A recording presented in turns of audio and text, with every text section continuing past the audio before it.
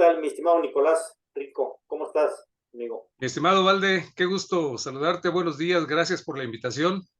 Bueno, no, de nada, gracias por venir a este programa que se llama A Fondo, ¿no? Y donde analizamos más o menos las situaciones coyunturales, ¿no? En este caso, que van surgiendo o que van a surgir o que son una problemática o van a ser una problemática en un futuro, ¿no? Entonces, primero les voy a presentar yo a los compañeros que nos ven, al licenciado Nicolás Rico Bañuelos. Él es un licenciado, un abogado, especialista en Derecho Agrario. Él es morenista desde que inició el movimiento, por ahí de 2011. Ha tenido cargos dentro del partido de consejero nacional, consejero estatal. Ha sido también representante ante el IEQ, ¿verdad, Nicolás? No sé qué más, Nico, ¿qué más te falta? Presidente del consejo, te falta ser presidente del... Algo que nos falta, a lo mejor en una representación, algo, ¿no? Bueno, yo soy fundador de partidos desde el año 2011, me afilié el 6 de diciembre del año 2011 y luego, pues tú recuerdas, todos recuerdan cuando nos dimos a la tarea de convertir el movimiento en partido político, lo que duró unos años, porque del 2011 que nace como un movimiento, es hasta el 2014 cuando formalmente Morena queda registrado como partido político ante el Instituto Nacional Electoral. Y bueno, de allí, pues me afilio y soy consejero estatal, luego representante del partido ante el Instituto Electoral del Estado de Querétaro, consejero nacional, secretario de Educación, Información y Capacitación Política, donde tú me ayudaste mucho con otro grupo de amigos y compañeros.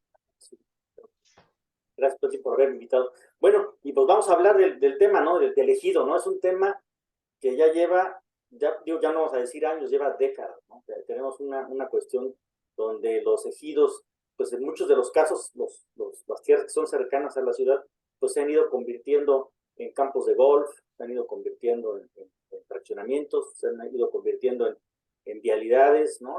Y Parques industriales. parques industriales, vamos a ver, o sea, su función original quedó muy rebasada por una realidad, ¿no? Entonces, ahí para los compañeros que a lo mejor tienen la idea de lo que es un ejido, pero en realidad, vamos, la realidad legal, ¿no? Vamos a hablar de la cuestión legal. ¿Qué fue lo que pasó con el ejido? ¿Cómo surge el ejido? De una manera muy concreta, Nico. Sí, mira, el ejido nace a partir de la creación de nuestra Constitución Política de los Estados Unidos Mexicanos después del triunfo de la Revolución Mexicana. 1917. Y uno de los artículos creo que yo considero más trascendentes de la Constitución es precisamente el 27 de la Constitución, donde hablaba de lo que era la propiedad social, que se consideraba que era el ejido, porque había tres tipos de propiedades en ese momento consideradas por la Constitución, que era la propiedad pública, la propiedad privada y la propiedad social, es decir, los ejidos, y a partir de allí comienza posteriormente el reparto agrario, donde finalmente a los capacitados, como les llama la ley agraria, se constituyen en núcleos ejidales que solicitan dotaciones y luego ampliaciones de tierras ejidales para constituir los ejidos. Y es así como a lo largo y ancho de todo el país se crean aproximadamente 32,000 ejidos, de los cuales, para que se den una idea del tamaño de Querétaro, estamos hablando de que en Querétaro hoy, el estado de Querétaro hay aproximadamente 360 ejidos. Ahora, y para puntualizar y tomar nota de la trascendencia del tema ejidal, hay que considerar que México, el país, mide 200 millones de hectáreas, de las cuales el 51%, es decir, más o menos 100 millones de hectáreas, están bajo el régimen ejidal. ¿Esto qué implica? Pues una enorme trascendencia, porque en todas esas tierras hay selvas, bosques, playas, es decir, hay una gran diversidad y eso pues garantiza la potencialidad, el potencial de los ejidos para el desarrollo de muchas perspectivas de tipo económico, pero fundamentalmente el más importante, que es el relacionado con el sistema alimentario mexicano, porque no es posible que tengamos que estar, no obstante tanta tierra que tenemos, dependiendo de la importación de maíz forrajero de Estados Unidos, por ejemplo, que es el que ya comen los cerdos y aquí nos lo dan para que Maseca nos haga tortillas, ¿no?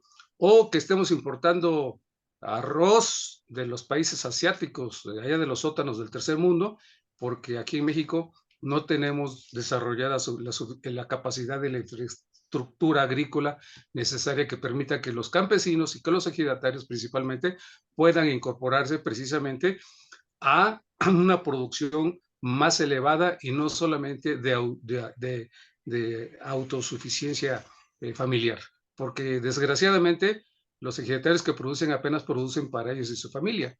No ha habido, no se ha desarrollado un concepto más amplio y más ambicioso que permita que los ejidatarios y los productores campesinos de este país logren excedentes que algún día nos permitan no solamente tener garantizada la autosuficiencia alimentaria de nuestro país, sino también inclusive llegar, como se está pensando con el petróleo, que es un gran proyecto, que haya también excedentes que permitan que exportemos a otros países. Porque hay países muy ricos, por ejemplo Japón, donde no tienen producción de frutas tropicales y son alimentos muy demandados, con los que inclusive podríamos hacer intercambios comerciales y no estar sometidos nada más a los lineamientos y a los caprichos que tenemos con el Tratado de Libre Comercio con Estados Unidos. Bueno, y un tema que me sale aquí, ahorita que comentabas de que nunca se encontró la manera de hacer productivo a gran escala los ejidos, ¿no? Creo que por ahí no me acuerdo exactamente qué años, pero seguramente fue en los 80s, 90s, y seguramente fue, no, inclusive una de esas leyes fue modificada después de que Salinas de Gortari modificó aquel artículo 27 que comentaba, ¿no? Donde surgió, digamos, las cooperativas, ¿no? En los quisieron, creo que ubicar como en un tipo de producción social, ¿no? En donde se supondría que habrían que hacer ese tipo de asociaciones para poder detonar, digamos, la producción agraria. ¿Qué pasó con las cooperativas ejidales, en este caso? Bueno, fíjate que no tuvieron éxito porque en realidad el gobierno de aquella época nunca estuvo interesado en que realmente tuviéramos excedentes de producción, porque siempre estuvieron sometidos a los lineamientos de Estados Unidos. Y a Estados Unidos no les conviene que México sea autosuficiente porque si no, no nos tendrían como dependientes, ¿no? Colonizados y sometidos de manera económica y de manera comercial. Entonces, a lo largo de la historia de este país, en donde ha habido, después de la revolución, después de que la Constitución establece en el 27 la propiedad social, se crean lineamientos y marcos legales relacionados con la tierra ejidal.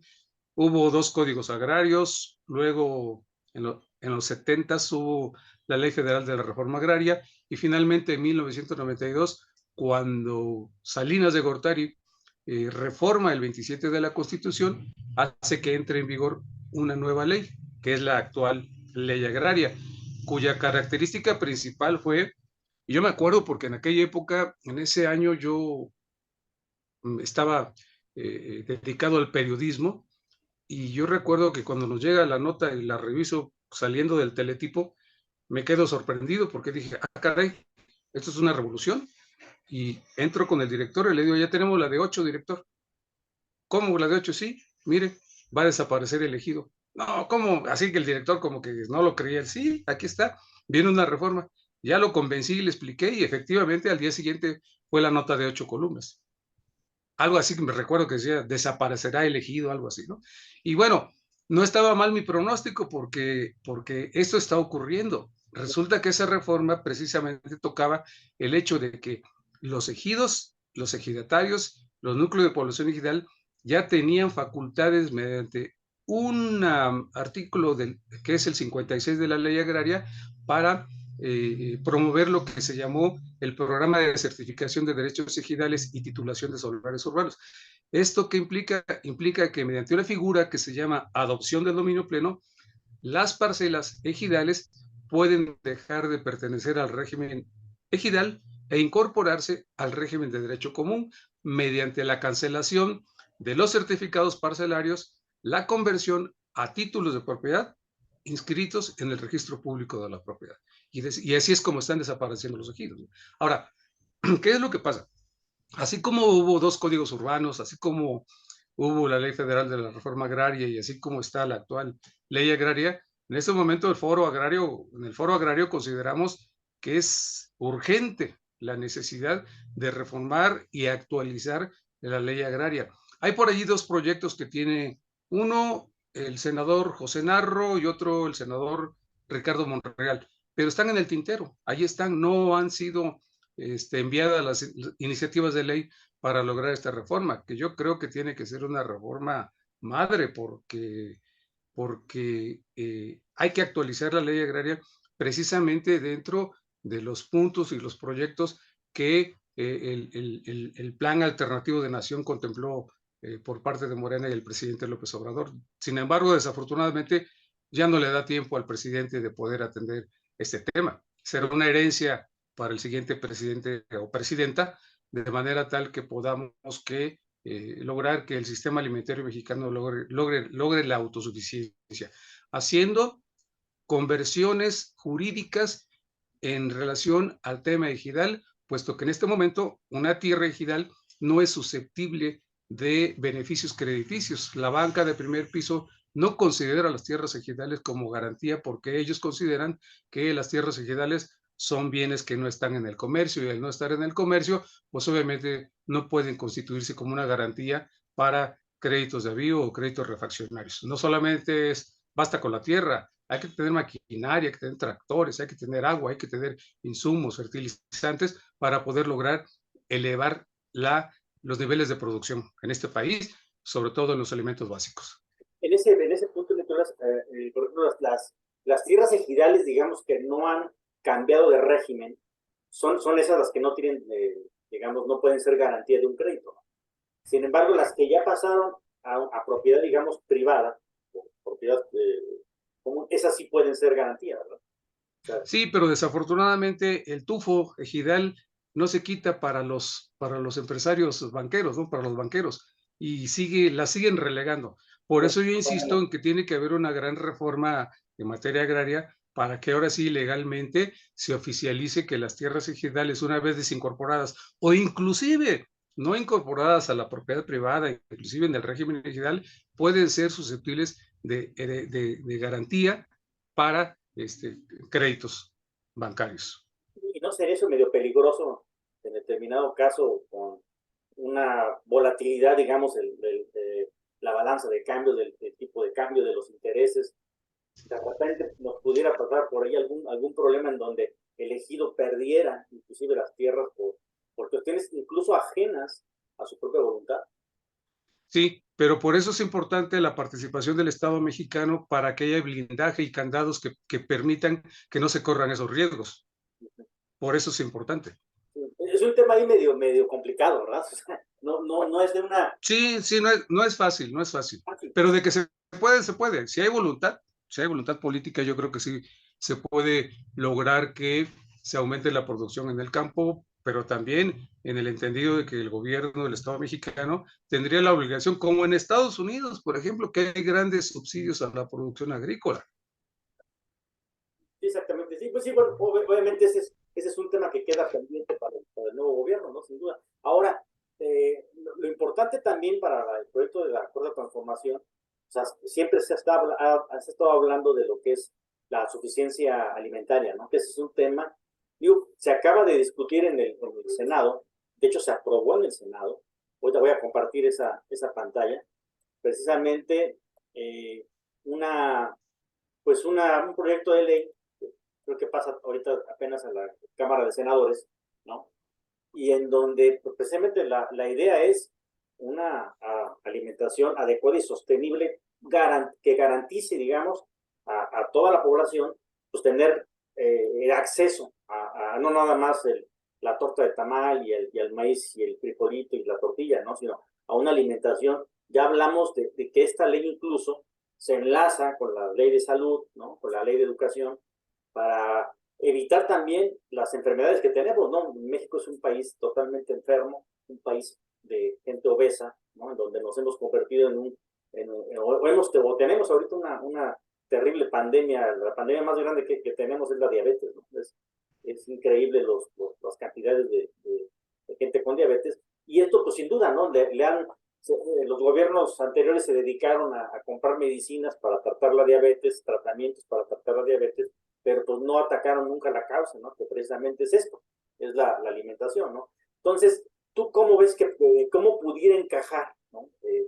Todo este tipo o por ejemplo, esta ley, ¿no? La ley de educación, la ley de salud, ¿cómo la pudiéramos enlazar con lo que sería pues esta nueva ley agraria, ¿no? Como no sé la realidad de aquí, cómo la podríamos ver, pero creo que tiene mucho que ver porque, como decimos en un principio, el ejido tiene que tiene que producir, además de otro tipo de bienes, pero primordialmente, pues, alimentos, ¿no? Sí, mira, empezando porque el derecho humano a la alimentación forma parte de las convenciones internacionales que ha suscrito México, ¿no? Y que en ese tenor no es solamente por ocurrencia de nuestros legisladores, sino porque es una obligación internacional a la cual hay que darle cumplimiento. Y al interior de nuestro país, para poder lograr que todo sea vinculante, que sea obligatorio, con esta Ley General de Alimentación Adecuada y Sostenible, pues precisamente los legisladores tienen que voltear a ver a la ley agraria, porque la ley agraria en este momento, después de que ya lleva más de 20 años en vigor, se volvió una ley obsoleta. En su momento, pues allí cumplió con ciertos parámetros muy genéricos. Sin embargo, la experiencia y la evolución de la temática agraria, de la temática ejidal a partir de 1992, pues nos ha enseñado que hay muchos huecos, muchas lagunas, muchas carencias. Y entonces yo considero que debería crearse inclusive una nueva ley agraria que precisamente esté vinculada a esta Ley General de Alimentación, pero no solamente en ese tenor, sino también en lo que se refiere a la sostenibilidad del desarrollo y la producción agrícola relacionada con los haberes crediticios que sean necesarios. Porque es ciertamente las grandes ciudades, y Querétaro es un ejemplo de ello, han crecido absorbiendo ejidos y hay una problemática urbana tremenda, una serie de conflictos tremendos porque la mayor parte de la ciudad de Querétaro, del municipio de Querétaro, está ubicada en tierras ejidales y nada más para que se den una idea, tan solo en el municipio de Querétaro hay 300 asentamientos humanos irregulares colonias que están ubicadas en tierras ejidales y donde inclusive se han convertido hasta en un botín político para los partidos políticos que han llegado al gobierno aquí, como los panistas, que se dedican aparentemente a regularizar tierras ejidales, pero porque les conviene, lo toman como un botín electoral, e indebidamente porque no es competencia ni jurisdicción de los gobiernos municipales ni del Estado. Esto es una competencia que tiene jurisdicción estrictamente federal. La competencia es federal, es del gobierno federal y sus instituciones como los tribunales agrarios, como la Procuraduría Agraria, como el Registro Agrario, instancias que son todas federales.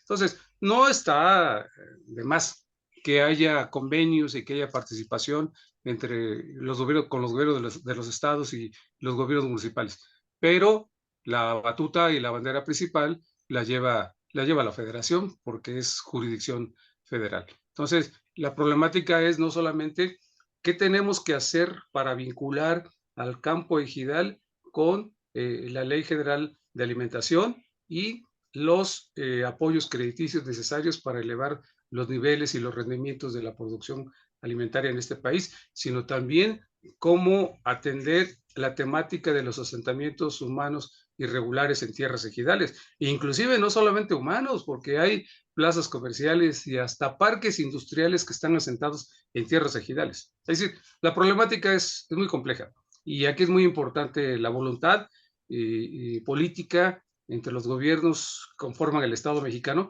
para el efecto de que no solo se vea como un botín electoral, no solamente se vea como crear necesidades para que sigan votando por tal o cual o determinado partido político, sino atender la necesidad desde el punto de vista de que son derechos humanos, el derecho a la alimentación, el derecho a la vivienda. Y digo, bueno, ya para aterrizar, digamos, este asunto, pues tenemos este problema que se suscitó hace apenas unos meses, ¿no? El decreto de protección de tierra colorada, ¿no? Que es un tema, pues, bastante polémico, ¿no? En donde nadie sabe a quién, todo el mundo se echa la culpa, ¿no? De qué pasó ahí. Fíjate que ese es un tema A la realidad digo, es la perspectiva desde, una manera de verlo es la perspectiva de los dueños, de los ejidatarios, ¿no? Esa es una perspectiva. Y la otra es de, bueno, aquí se los vendieron o están en proceso. Y la otra es qué hicieron o qué hacen las autoridades, ¿no? Perdón, y adelante. A ver, mira, el caso de Peña Colorada es un tema muy particular, muy interesante. ¿Qué es lo que yo estaría proponiendo y les he propuesto inclusive a los ejidos? Pero desafortunadamente al gobierno del estado y a los dos municipios involucrados, que son Querétaro y el Marqués, no les interesa porque ellos no les interesa, odian el tema de la indemnización. ¿A qué me refiero? Me refiero que esas casi 5,000 hectáreas de ese predio identificado como Peña Colorada, en donde participan 9, 10 ejidos y algunos particulares, pero la mayoría son ejidales, resulta que mañosamente el gobierno del estado le manda el balón al presidente López Obrador en una mañanera donde lo comprometen para el tema de sacar lo que es ese decreto para declarar a Peña Colorada como área natural protegida.